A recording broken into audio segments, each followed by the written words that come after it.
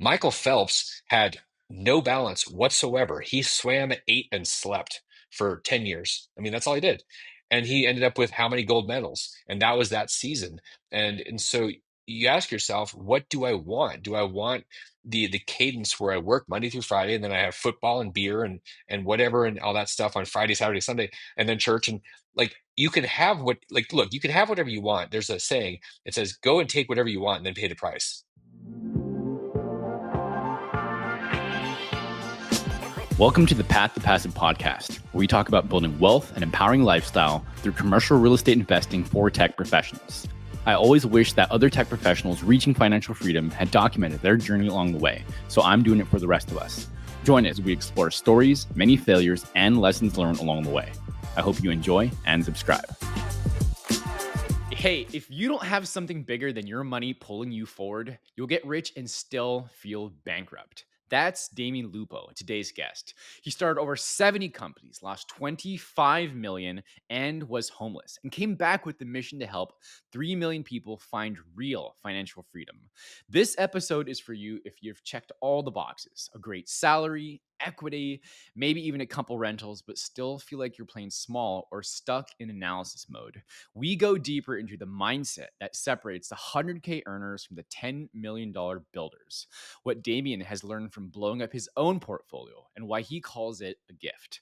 The 3 C's that reveal your true financial identity: cash, credit, and calendar. Why mentorship isn't optional if you want to scale, and how to think in seasons and not just bounce. So if you've been wondering what your next level looks like and what it takes to get there, this one's for you. Stick around. Full episode starts now on Path to Passive podcast. And if you want to go deeper, subscribe to the newsletter at aritacapital.com. Every 2 weeks, we share clear frameworks, vetted resources, and mental models to help high income professionals like you build durable wealth and escape from the time for money trap. It's not fluff, it's the stuff that I wish I had when I first started. Head to aritacapital.com and join the list. You'll be glad you did. With that, enjoy the conversation. Damien, dude, welcome to the show. Super excited to have you here. You've got this mission to take 3 million people from financial confusion to clarity and power. I love having you here. You've had a lot of businesses you've started, and you're currently part of a couple of those as well. Just checking out what you've got going on LinkedIn too. Some of your different businesses that you've got going, like Frame Tech is one of them. I'm curious to dive more into with you as well. Please quickly introduce yourself, and we'll dive right in. I think you did a pretty good little snapshot. I've been starting companies for 30. Well, actually, when you think about it, 35 years. I started the first one when I was 11 because my parents told me we were broke and it pissed me off. So I started a Nice. business to play video games. I bought and sold them, and it was just the beginning of finding problems. As an entrepreneur, you see problems and you can't help it. You have to start a business. It's just what happens. And so I did that and started over 70 companies, and there was a phase where it was about the money, and then when I lost 25 million bucks, was homeless in 2008 and 9, it made me really rethink why I was doing it. And that's where the mission to free millions of people, several million people, and take them from financial confusion and chaos to financial clarity and empowerment and freedom. And that's a process. It's not about a pile of money. It's about confidence that we build with them, and taking them on a journey. And that's really what all these businesses are for. It's not necessarily to make money. That's a byproduct of doing something meaningful, impactful, that changes the world. Yeah, I was going to ask you about that because you were talking about many of the businesses started. The last time I saw, at least what you have here at the time on your LinkedIn too, was you'd started over 70 different companies. I mean, that's a lot. And just having a mission too, that takes a lot of thought, right? To condense a mission so that there's clarity around it, like we just mentioned, does take a lot of oh shit moments, right? A lot of like in the bottom, right, to come back up and really figure out, like, what am I doing this for? Why do I want to do that? And I love how you just talked about it started at 11 years old, and entrepreneurship is about solving problems. So can you give a little more a backstory? Like, how did you actually, what was that process for you to simplify getting this actual mission? Well, in the beginning, the excitement around starting a business is you solve a problem, you make some money. There's a dopamine hit when you're in sales, or you make your first paycheck, or somebody says, "Yes, you can mow my lawn." Yeah. all these moments, the money has this energy. And so it gets very exciting, and you sort of become a crackhead around the Right. excitement of starting things, making some money, things blowing up, you start something else, or you chase a different shiny nut. And Hmm. it's that happens for a while. When you catch traction and you start making a bunch of money, like I did in the early 2000s, I made millions of dollars in real estate by buying houses. I bought 150 houses, made all this money. But if you don't have a mission, then it's never enough. You make a Hmm. million, then you make two, and you're a multimillionaire. Then you go to five, and you've got a 10 or $20 million portfolio, and you're just chasing this this elusive shadow. And I think it almost requires a loss to reset, to where you say, wait a second, what am I actually doing? Because if you, and that's why success is such a terrible teacher. Like, you really need to have the experience of getting your butt kicked. You learn a lot more in those experiences. And when everything went away, it really did. It was sort of an interesting timing, which I don't think was an accident. Everything went away. I was trying to figure out what to do. My dad got sick, ended up passing away, and I really started to understand that it was for more. My life was for more than money. And if I really focused on how many people I can impact as deep as possible, the money would take care of itself. And that's been my experience the last 7, 8 years. And I've lost all my money 4 different times. So I understand this process in different ways. I've found different ways to lose all my money. So lots of different lessons. But when I watched my dad get to the end of his life, and he made a comment to me, he said, there were so many things that I wanted to do. And it hit me like a ton of bricks, because this was somebody saying, this is the dying things people say. There's books Mm. about this. Right. They never say, I wish I worked more. They wish they had done other things. They'd experienced things. And when you live in fear because you don't have the money, it limits a lot of choices that you would otherwise make. So I started thinking, I bet you there are a lot of people like my dad. And if I just keep chasing money, I'm going to get to the end of my days, and I'm going to have regret. I might have $1 billion in the bank, but I'll have a lot Hmm. of regret. That's when this whole thing happened, where I realized, because of the warning shot that my dad gave me, that gift, that I needed to do something more than just money. Hmm. How old were you when that happened? When you were going through that phase? And I mean, and sorry to hear about your dad, but it's transformed into something bigger, right? It's people are either models or warnings. Yeah. Like, when you look at people and how they operate, and you can learn something from everybody. It was 2014, so I was 11 years ago. I was 36, so mid 30s, had some experience, but still, I don't know that you really. It's funny. I remember thinking at 18, 19, 20, I knew everything, and my parents Yeah. were stupid, and I was in business and making more money than they ever made. And I look back, I'm like, God, I was dumb.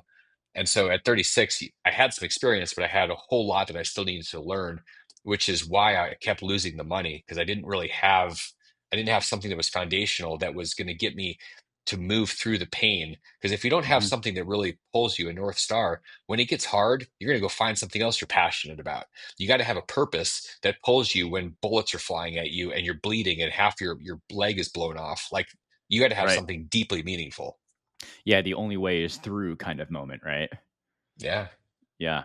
So 70 plus companies is a lot. And I get that you have been trying different things, solving problems, and like you're saying, getting these hits, so to speak, of, well, like, oh man, I was able to solve a problem. I got a result. This is cool, and it's great to serve other people too, because you get to see what you've made impact and made difference, right? It's why you see so many stories too about like entrepreneurship, from like income to impact and all that kind of stuff. But um just kind of double clicking on what you were talking about with, uh, it's nice to go broad on a lot of things, but you, taking the wisdom of like the riches are in niches as an example, and also maybe the idea of having focused and staying power on something too. Do you agree with any parts of those? Because at some point you got to find your thing and go deeper. You know what I mean?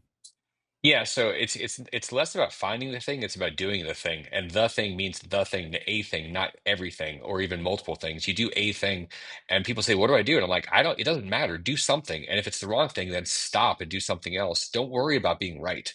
People get so wound up, because it's also safe. If you're figuring out what the right thing is, you're not making a mistake. So it's a very safe space to be. And people will do this for years, and then they do all the time, building really beautiful business cards and a really cool website, and they never actually get any traction on anything. And then the worst thing is you finally launch, and then you're like, oh God, this market sucks, or that nobody cares.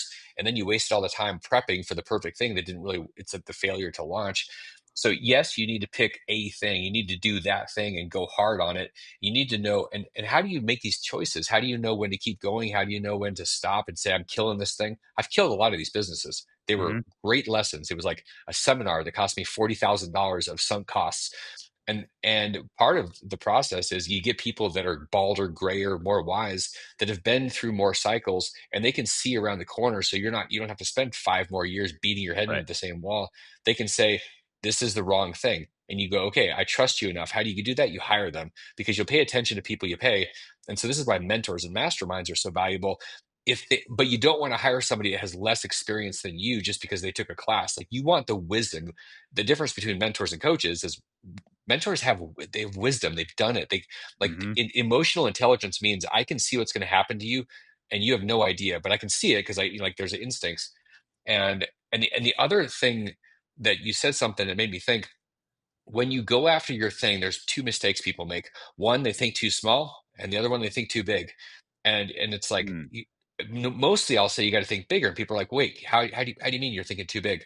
Mhm. Because David Schwartz in his book, The Magic of Thinking Big, Mhm. talks about like thinking big. But if you come to me and you say, I'm brand new and I'm gonna do $1 billion thing, I'm like, you're not $1 billion thinker.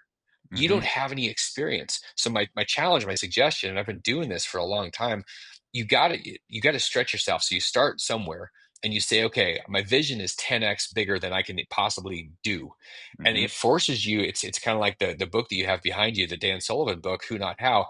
10x is easier than 2x. Like, the Yeah. reason you do 10x is it forces you to stretch yourself into new technology, new people. You can't just work twice as hard to get 10x. It doesn't work that way.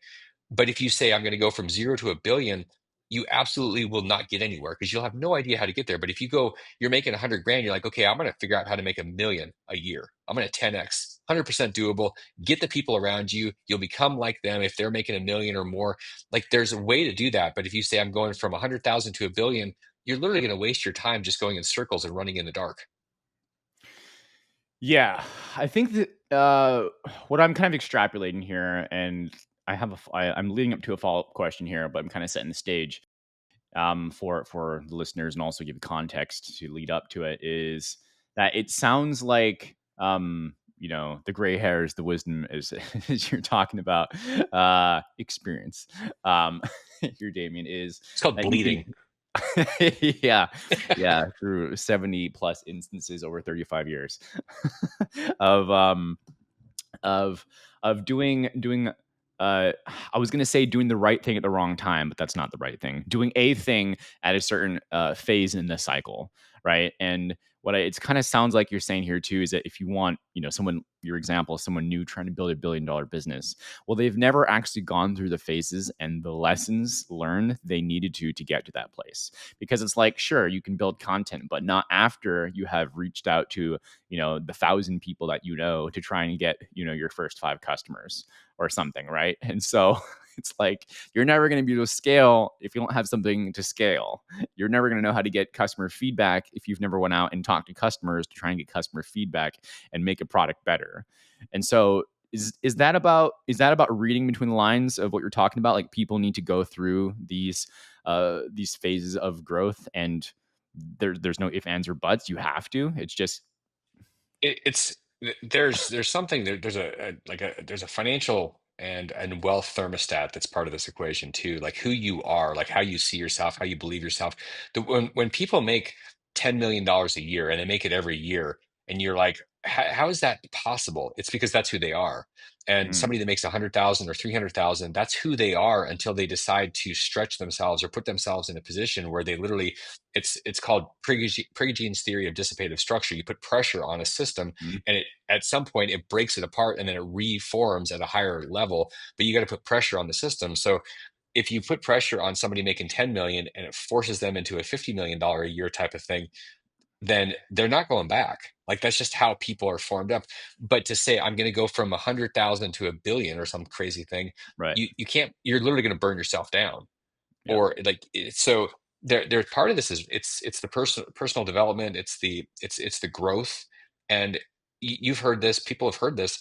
The hardest work you're ever going to do, the most important investment you're ever going to make is in yourself and your own growth. It's not the real estate, it's not the Bitcoin, it's not the gold, it's none of that. It's literally, if you had to choose, what am I going to put my last thousand or my only $1,000 into, or 10,000 or whatever? If you had Mhm. $100,000, you would do way better by going and finding the best mastermind program and the best mentors in the world, investing that all the 100,000. People are like, "What are you talking about?" I'm like, I'm not kidding. If you're committed and you've got 100 grand in your 401k, Mhm. you have a chance to go create wealth inside of 5 years that would create financial freedom if you're willing to go all in on you. If you think you're going to take the 100,000 and you're going to do it by putting it into an apartment and not invest in you, you're already dead. I agree with you, and I wanna get your input on this. Where does so this like you said, you've heard it. I mean, I've heard it. You're saying it. You heard it from other people, and this just kind of, this is it. And I hear this so frequently or enough times, but it's kind of like it becomes such a tailored, it's a tailored conversation, right? For each individual, like what do they need? But at the same time, there is this journey, right, for people to go through. So if you were to break that in a little more tactical steps of like what things, go invest in yourself. Don't go invest in this deal first. Go invest in yourself. Like what are the one, two, three things someone should have in mind? Like, oh shit, like if these are the three things that I need to go learn, areas, then at least get that solid foundation of investing in myself first. You know what I'm talking about? Yeah, well, here's a couple of things some thoughts around that. One, you got to go. I think that it's important to go find people. One that I've said already that have done it, been there, done that. That you go and you hire because you'll pay attention to the things you pay for, Yeah. and if you put a bunch of money, you're like, man, this person costs 25 or $50,000 for a year. And you say that's too much. It's because you're not committed. That's why Hmm. it's too much because you're wanting that person to be your magic pill. You are the magic pill, but it's your level of commitment that's going to be the magic pill. You could have actually a dipshit on the other end of your mentoring program, but if you're so committed, you'll take everything they say and you'll find a way to make that a 10x event. Like, so people that say, "Well, I don't know if this person's going to be worth it," I'm like, you haven't decided that you're worth it yet. Right. That's the big shift. And so one of the things that I've thought about for a long time is, should you hire somebody, a mentor, that is also going to be selling you investments? Mm. And I've done both ways. I've hired people that Hmm. I've gone in and they've had programs. I've been that guy. My suggestion now to keep things really clean is get around people, find somebody. And again, whether it's Tony Robbins on a tape, which is how I started. I just hired Tony via tape until I burned it out, and then I actually spent some time with Tony. But it doesn't really matter who you get because you're gonna constantly change you and you're gonna evolve. But you go find that person and then engage. And it's magical when you do the work. I actually got fired as a patient for, it was a coach therapist, and he fired me after 18 months and he said, "You're done. You're no longer you're not a client." And I said, "How are you firing me?" He said, "Because you've done the work. You've done 100 years of work in the last 18 months. You're Nice. done." And I thought, wow. And that's what I would challenge everybody to do. Go in with the intention that you're going to outwork and outperform any possible expectation for the work that you need to do on yourself.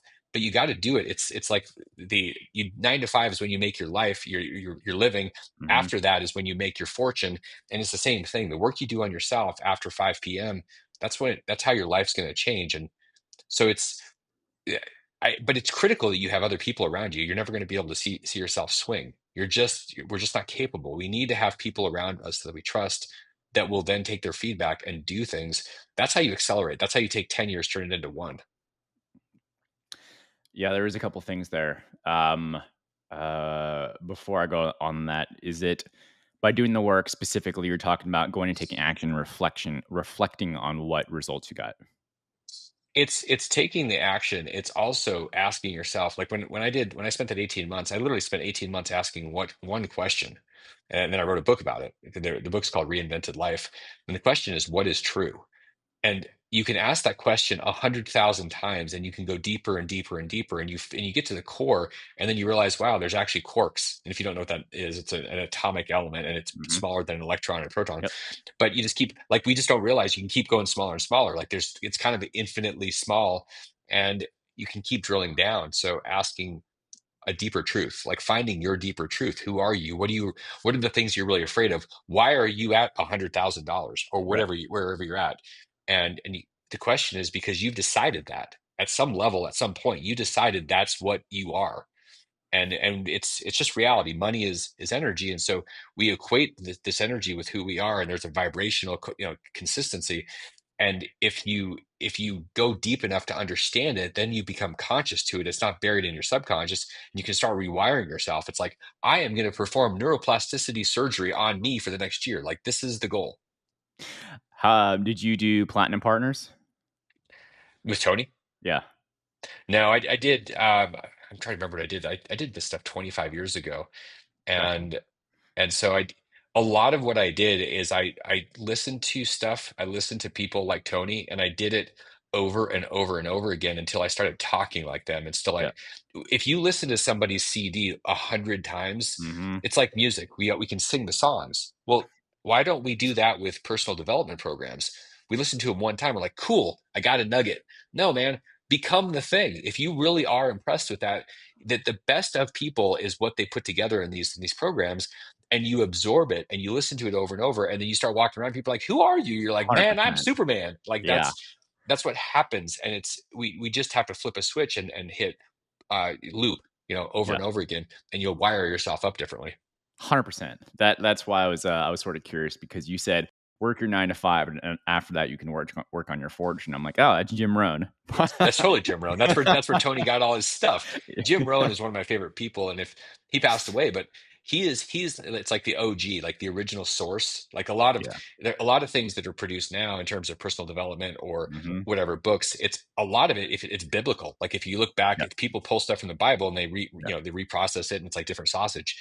And if you look at a lot of personal development, it also, I mean, Jim Rohn and Earl Nightingale, like these are the original guys. If you want the original formulas where everybody got their stuff, including Tony Robbins, that's where they got it.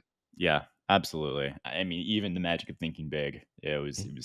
Yeah, it's all biblical. I was just wondering because I'm like, oh, okay, I see where I see where this is. I did Yeah. the Tony Robbins senior leader thing, and I've been going through those and that whole side of things. But in any case, I was curious what you meant because you were talking about the question that you kept asking for a while that you even made your book about, which is what is truth? And I'm like, if he is with Tony, I'm wondering, was that your primary question that they talk about in Date with Destiny and those programs? So anyway, just a curious thing. That was something you were asking yourself a lot. Maybe that's what helped to drive that direction for you. It didn't come from that, but it may very well have come from that or the original source, because it all kind of comes from the same thing. And the reality is you can't change anything unless you're dealing with the truth. You can't fix a lie. And so I was just telling myself a lot of lies. Like when I blew up in Mm, 2008, lost $20 million portfolio, was homeless. Like it was, that whole experience was because I was telling myself a lot of lies, and my ego was driving.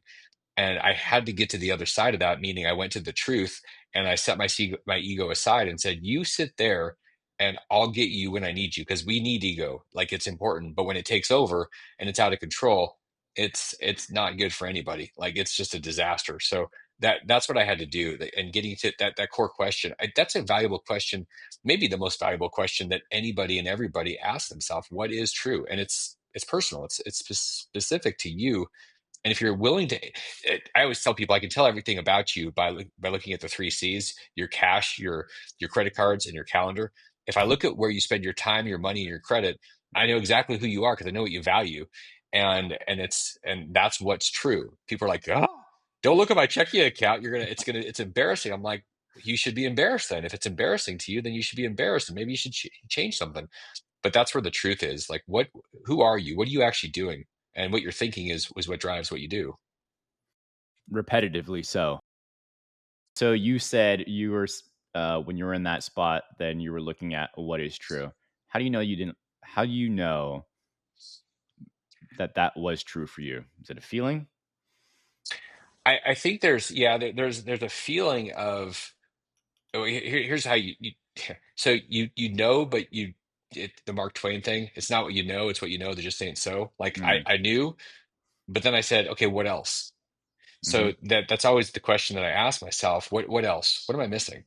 What are my blind spots here? And so and what happens is you just keep unpacking yourself. And so is it true? Yes, and there's more. And so it's just a question of how far down the rabbit hole you want to go. And most people just don't want to do it. They'd rather watch football and drink beer.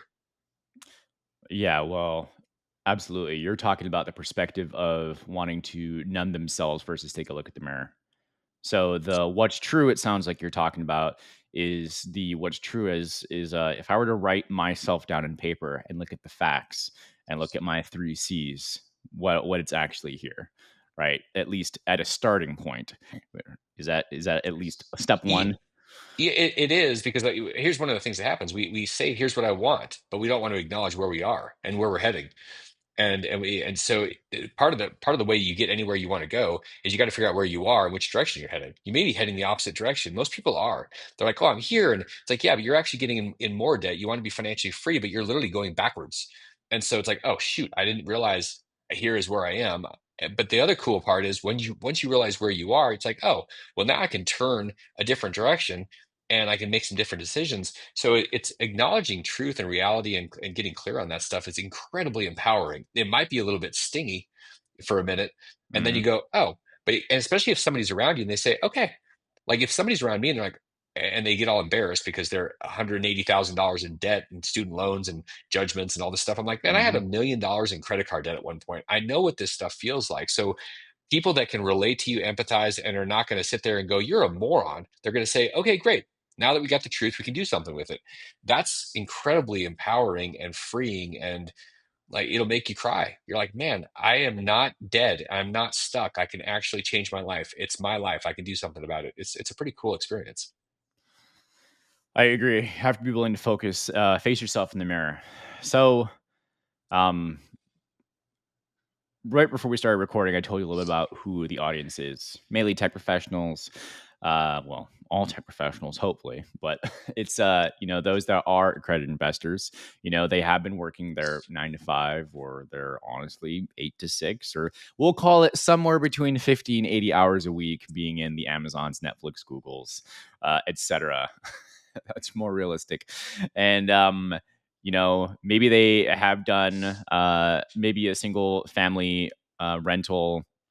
Um, you know, maybe they've invested in a syndication, but where what what are some questions that how can we accelerate their journey to going from confusion to more wealth? And they've made the decision they want to. Let me frame it up that way too. It's going to go back to your environment. Like it's truly like if you work at Amazon or Netflix or Google or Meta or whatever, and all of the people that you're around, because if you're working 50 to 80 hours a week, pretty much everybody that's around you that you're around most of the time are going to be thinking the same way. They're tech. They make probably pretty good money as an employee, and they might be talking about trading stocks. They might be talking about a syndication, but the question is, how much time can you get yourself to spend with people that are outside of that normal thinking so that you can reimagine your normal thinking and start doing things that are different, creating wealth? You're, the most wealth is created between the ears, and it's created between the ears because it's what we believe. And so that's the big shift for anybody. And like I remember my dad working in the military. He was around a bunch of guys that worked in the military, and he was Mm, broke his whole life. Well, everybody in the military is broke their whole life. They're all relying on subsidies and the government, yeah. and he never went to really anything outside of that. And like I did that on purpose. I was constantly going to the places where I around the people that I wanted to become.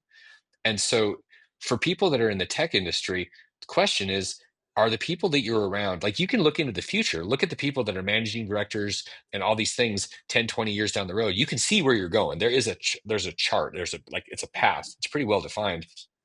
And you can ask yourself, all right, is that where I want to be in 10 years? Because that's basically where you're headed. And if it's not, then the great hack, and it's open to anybody and everybody in on planet Earth, is you start immersing yourself in the people that you want to be. Like, and that's it seems like it's relatively simple, but it does take action. It takes an effort. It takes a choice. And we tend to get so tired. You're talking about working 50, 80 hours a week. That's a lot of damn time. And Hmm. mentally, in that space, you're generally going to be exhausted.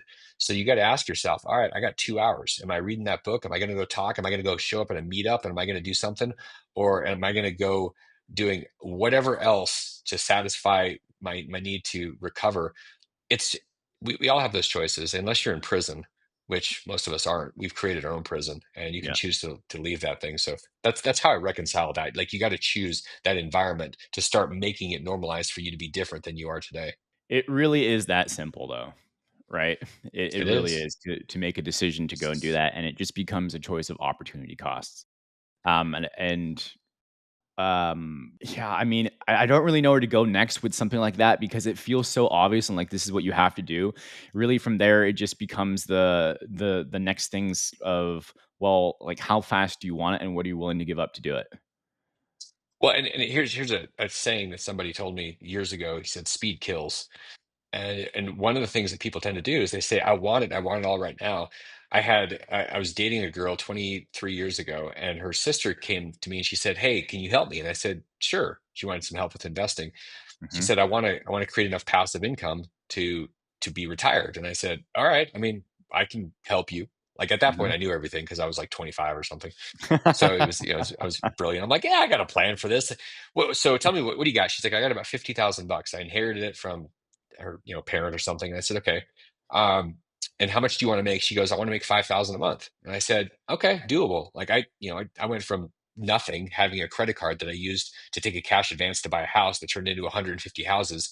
And I didn't have a job to qualify for anything. Like, I know this is possible. Depends on how much you're willing to pay, the price and the time and the energy. I said, "What's your time frame?" And she said, "Ooh, I'd really like to do it in 6 months, but if it takes 12, I guess I'd be okay with that." And I said, "Here's what's going to happen. Between now and a year from now, you're going to spend your $50,000 on something or other, and you're not going to have any, but you're going to have some experiences."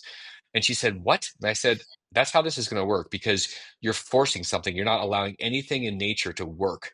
Like, you're Okay. literally putting a seed in the ground and then yelling at it and then kicking the ground and then putting a fire hose into the ground and saying, 'Grow.'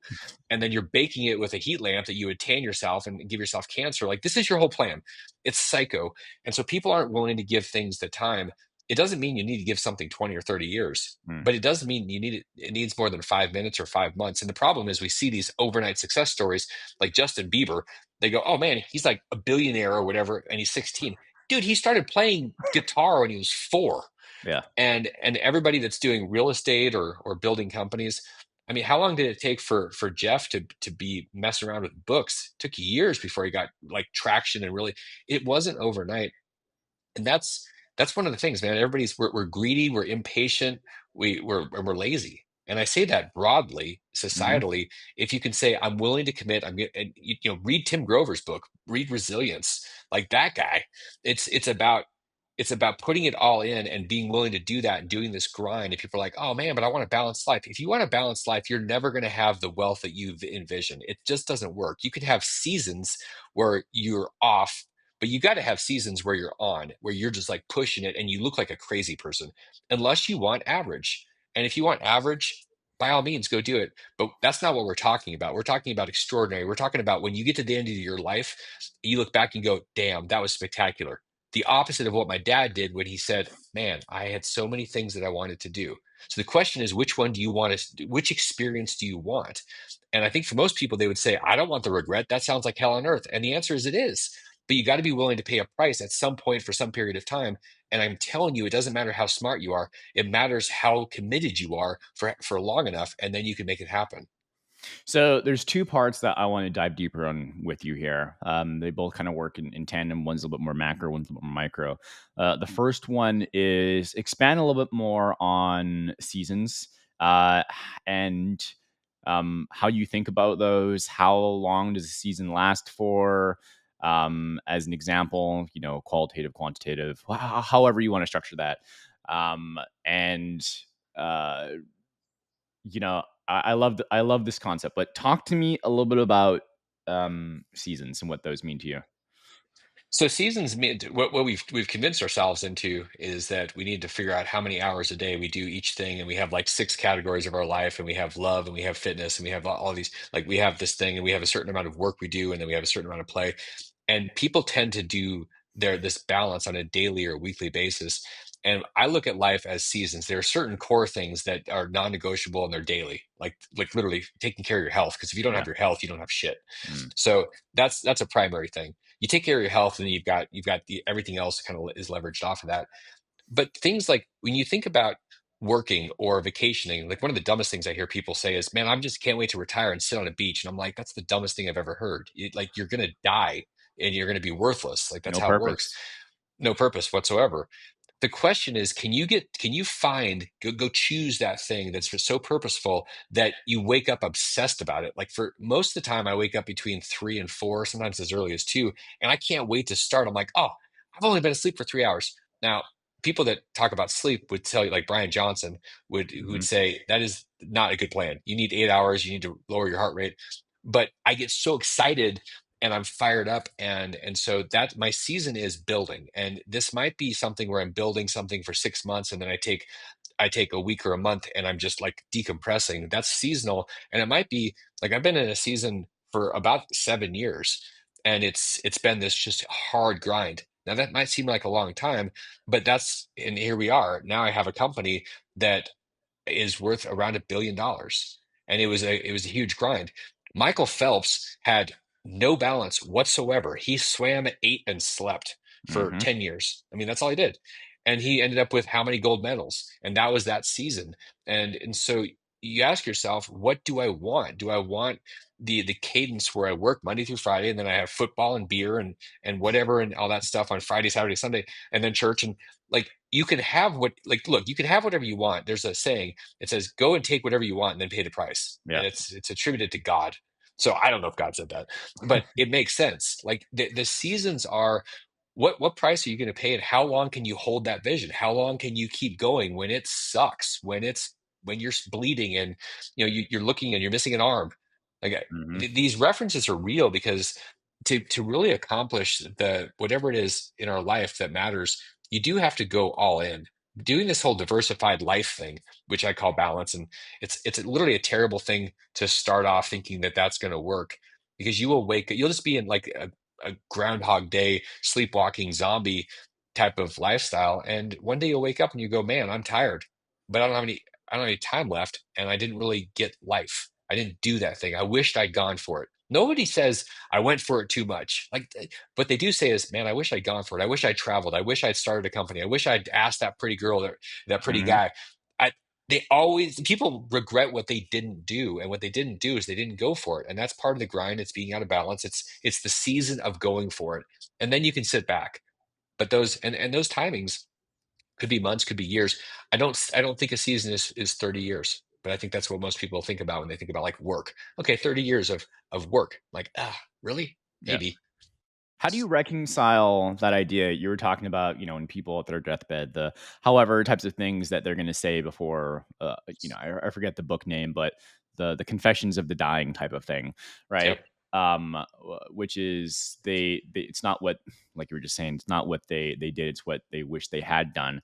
And in this case, we're talking about a season and it being a grind, and some things being non-negotiables, like taking care of your health. Absolutely, that quote of, a um a healthy man has 1,000 wishes. The unhealthy man only has one, to be well again. And so, what does that look like, right? To be in this season of grinding, of working. I mean, does that mean we only have, instead of, uh, does that mean we don't go out with friends? I'm giving examples. Does that mean, we only have the two close friends and our spouse or whomever? You get what I'm saying? Like, if we're talking about the frame, the context being of, well, I'm giving up all these things to be on my purpose of what I really am so passionate about. I wake up at 2 and 3 in the morning. Well, then I'm going to be, by the implicit thing that's unsaid here is, well, there's things I'm not going to be doing.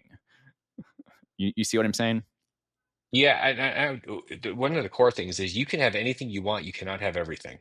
And people mistakenly think that they can have everything. And then it doesn't really work. And then they keep going and years go by and they're like, well, I'm not getting everything. I'm like, yeah, because you haven't chose anything. Hmm. You've literally decided you wanted it all and you're delusional. And that doesn't work. You're there's a season for spending time with friends, and like this is all you do, and like you spend a lot of the time. Sometimes that's that week that you go off, or a month that you're off in Italy, or whatever. It could be a million Hmm. different things. Or maybe it's when you're 40, or maybe it's when you're 20 and you spend a year backpacking Europe. Yeah. Those are seasons. You could do this in reverse. There's a great I was reading a book called Die with Zero, and Hmm. really, really powerful to think about the experiences that you have early, as opposed to waiting for the experiences until you have the money and then you're done working. Have the experiences and then leverage those the rest of your life. So you can do these things, but I see too. What I notice is that people that I can tell are struggling, especially financially, they're not willing to trade all of the experiences now. There's no hesitation on spending all their time on the thing that feels good today. They'd rather do that than saying, "All right, I'm okay if people call me the dull one." Like I remember a buddy of Yeah. mine that I unfriended in real life. He said, "All work and no play makes Damien a dull boy," and I was like, "Well, I have a vision, I have a dream, and I'm going after my dream, and my dream is important to me. And if I'm not as fun as you'd like me to be, then that's okay." I what you think about me is not my problem. It's not Right. my concern. And I'm going to think about what I think about. The most freedom you'll ever have is when you stop thinking about other people, in terms of what they think about. Yeah. Do they think about you? Who gives a crap? And it's I think I think what you said, do you have a couple of friends, your spouse, or do you have a whole bunch? Like I think Hmm. it's really important that you do have the social element, that you have friends, that you have, your spouse. But do Hmm. I think it's important that you have 500 friends? No. I don't. In fact, I think it's probably detrimental because you're going to be chasing all their stuff, and you're going to have all these people in your ears. Totally. You want people that are. I would say it's more important to go deep. I have a handful of friends, and then I know a lot of people, but I don't go and like that's just not part of how my life will work. I can't get the things done. I can't make the impact. Yeah. My life is going to be pretty shallow. I can have a lot of fun, but I'm not going to have a unicorn. I'm not going to solve the housing crisis with frame tech Right. by having a bunch of friends and screwing off. It's going to be getting up, grinding, making hard decisions, going through pain. That's my choice. And so it's a question. What matters to you the most? Like really think about it. Go do your obituary 20, Yeah. 30, 50 years down the road. Write that shit down and then ask yourself, am I heading there? And if you're not, what do you need to change? That's what it comes down to. So, talk to me a little about that because I think hearing these different strategies is important. The end all be all is always look in the mirror, do the work. We're subscribed to that. I know it's easy to say that's the answer, but at the same time, you do have to have a vision because without vision, people perish, etc. And so, this idea of what are some of the lessons what is the things that you think about when you're building a vision on where you want to go? I think about the people that are impacted. In my case, like with Frame Tech, there's almost 500 investors. So when I wake up, I'm excited about solving a problem, and I'm excited about and terrified at the same Yeah. time for my investors because these people have invested over $100 million with me, mostly because they trust me. And that's not me being egotistical. That's me being responsible. Like one of the reasons that I don't go off and go on vacation for weeks and weeks. Now, I've taken this to extreme. You do need recharge. And Yeah. so sometimes it's like I need to take more vacation than I do just so I can come back and be strong. But I don't go and just screw off and say, "Oh, it'll work itself out." Man, people have entrusted their lifeblood, sweat, and tears with me. And that until I've completed that cycle, it's about them before it's about me. So it's kind of like I would presume when you're a parent, you've got something that's more important than you. You've got your Mm. kid. That matters more than your life. It's the same thing. My investors' money is more important than my money. I'll make sacrifices. I'll take the brunt before they'll take the brunt. Like that's the deal I signed up for, and I also am willing to grind. Like I'm talking to my people 7 days a week at all different hours. That's what I signed up for, and that's what most people don't. They couldn't imagine doing that. They don't want to talk to somebody on a Saturday night. I talk to people sometimes at 11, 12 o'clock at night. It doesn't matter because I chose that. And so that's we all get to choose like our Yeah. how we're going Mhm. to operate. And I put other people first, and they know that, which is why, like, why would somebody put $100 million? This is not institutional money. This is like what we're talking about.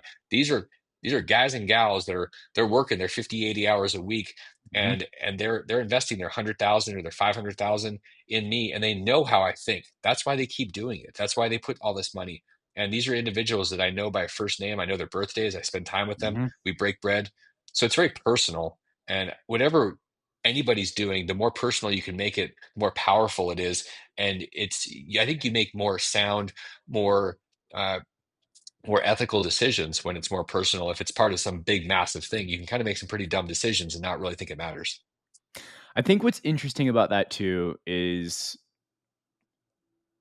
when we talk about it being a season and working on something, it being your, just what you're focused on doing, you're actually meeting many of the needs for yourself as a human right now too. You're not only, the spouse, the people, the people that you serve, which is additional purpose. I mean, if you're talking to people all the time, it's not like, you're hermiting up and you only have like three people you talk to every, week or two. It's like, no, you're talking to dozens and dozens and dozens people, and then on webinars or internal meetings or external meetings with hundreds and thousands of people as well. And so there's you're constantly communicating with people, and so the idea of like what else are you really gonna like it you're actually doing everything that you want to do anyway. So the idea of it being a season or not, like it almost, it's kind of like there's form until there is no form, you know what I mean? It's like, It's you can't if you the big shift in 2013, 2014 was I went from internal to external. And what I mean by that is the focus went from me feeding me to me figuring out how to feed other people, and I became a byproduct. And so when I flip those things around, it's now I'm figuring out how to serve people. And so all of a sudden I have a lot more people in my life that like me, I like them, I get to spend time with them, we feed off of each other. yeah, The wealth is happening. I have really great people around me. I have a lot of healthy people, and I tend to be inspired by them, so I'm learning from them and I want to be healthier. Like all these things are happening together, but it was that shift. It went from when you go internal to external. Most people that show up for a job, it's internal. I'm going here, I'm going to give you for me. 50, 80 hours, I'm getting a paycheck. It's not about serving people, it's about how much money can I get, how much of a raise am I going to get. I don't ever, I don't know that I've ever thought about that way. I go, what else can I do to create more value? Like I started doing that at 11 years old. And it's when you shift your thinking around how can I create more value, which means I'm helping somebody get something that they didn't have because of my efforts, the way that I think, the grind, whatever, everything changes. And it's until you try it, I don't think people really even understand. And they go, "Ooh, it's like woo, it's like the magic of thinking. It's the secret." I'm like, no, it's the law of attention. It's the Yeah. law of intention. It's not the attraction. You don't say, I'm gonna will a bag of money to fall from the sky. You literally get your ass in motion and you start serving people. And it's amazing what happens. It's just how it works. I promise. One of the things that um, I am semi obsessed about is moving fast and moving fast. I mean, to the best of my ability, and so that means, looking at the journey of, so I talk to as many people as possible, like you, et cetera, which is the idea of new level, new devil. And that means that every new level, there's going to be a new challenge. And maybe this could be some of your last words in this episode, because I know we're just about at time for your time here. I want to respect your time here. It's just, what is your thinking about when you have, that new 10x thing, 10x thinking that is like, ooh, that's kind of shit, can we do that, or like, how do we do that? How do you get yourself and kick yourself into gear to move and take on that next challenge? It because I asked one more question. I used to when I started out, I said, okay. I remember listening to Robert Kiyosaki, and he said, "Stop saying you can't afford things. Ask how can you afford them." And I was like, "Oh, that's a great question. I'm going to go out there and ask that." So of course I did it, and I was buying Ferraris and all sorts of dumb stuff. I had a good time with it, and then my life blew up, and I said, "Okay, interesting. That sucks." I remember my American Express Black Card, which you can buy a jet pretty much, it got turned off at Costco trying to buy toilet paper, and I was like, okay, my life sucks. And so it was really embarrassing. And and what I the question that I missed, because how can I do something is great. How do I solve this? How do I create this? How do I build this? Whatever. That's fantastic. The missing question that people don't talk about is, should I do this? And Mm. it's like, is this meaningful beyond just a hedonistic experience? And I'm not saying hedonistic. I was a great hedonist. Like I was like I have a PhD in hedonism, I think, but but I don't recommend going that path. Like unless you really want to do a lot of penance, like it's pretty brutal. My suggestion is to ask how and ask should, and that way you say, okay, how do I do it? First off, should I do this? You say, yeah, this is actually going to be good for the world and good for my soul. All right, great. Then how? Because how, man, it's like Dan Sullivan will dive into that stuff. How? Oh yeah. Man, there's a million hows. It's probably more who, just like your book says right behind you, right? It's Yep. who, not how. But I think people get screwed up because they go how, and then it's never enough. And then they make kind of twisted decisions because they don't really know why. And that's where the should comes into play. Why are you doing it? Let the why drive you. And the how is the technical, it's the tactical, but strategically and missionally, and then there's a soul element. I think that's what you have to start with. And when you have that driving you, pulling you, pushing you, everything else really comes into play. And it's divine providence that ensues if you're willing to start with the right thing, which is why. Solid. Damien, we didn't talk about really anything else, but I love the life lessons. I look forward to having you on again. And you know, lots of nuggets here drop. What do people reach out to you for? What do you want? Where do you want to be connected? Who do you want to reach out to you and connect with you? Who's the right person? So there's a thing I've been thinking around about for a long time. I have a lot of conversations with investors, with clients, with just people, and a lot of masterminds and seminars. And there's this question like, what's the process? What's the path? A lot of it had to do with retirement. Like, how do I get there? How do I not have to worry about money? And they were looking for a turnkey system. And so I started thinking about this, and I was like, okay, I've screwed up a lot of things. I've watched people succeed. I've seen it consistencies, and then I've built some things, and I've burned some things. I build and burn. It's just kind of the process. And and so I said, all right, you know what? What do I know that from what I've done and what I've seen?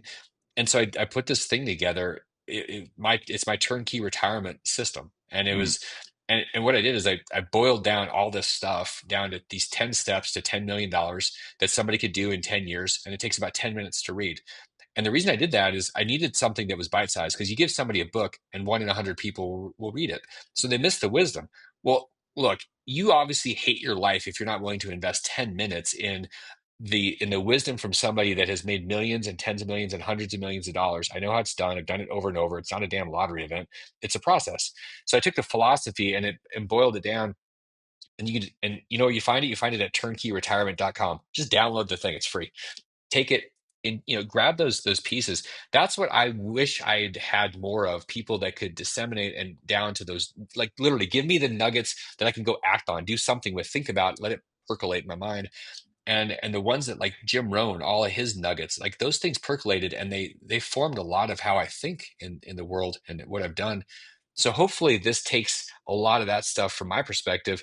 And this is why you read a book. You're literally getting somebody's mind, like yeah. you're getting their experiences, and you get in a few hours, you're like, ooh, I just like took their Yeah. brain, and it's like an alien event. But that's what this is. Turnkey retirement gives you those nuggets, and it's kind of like, okay, I sure would like to have a turnkey retirement process. It doesn't mean you're going to stop working. That's kind of like the misnomer. Retirement just means you're not working for money anymore.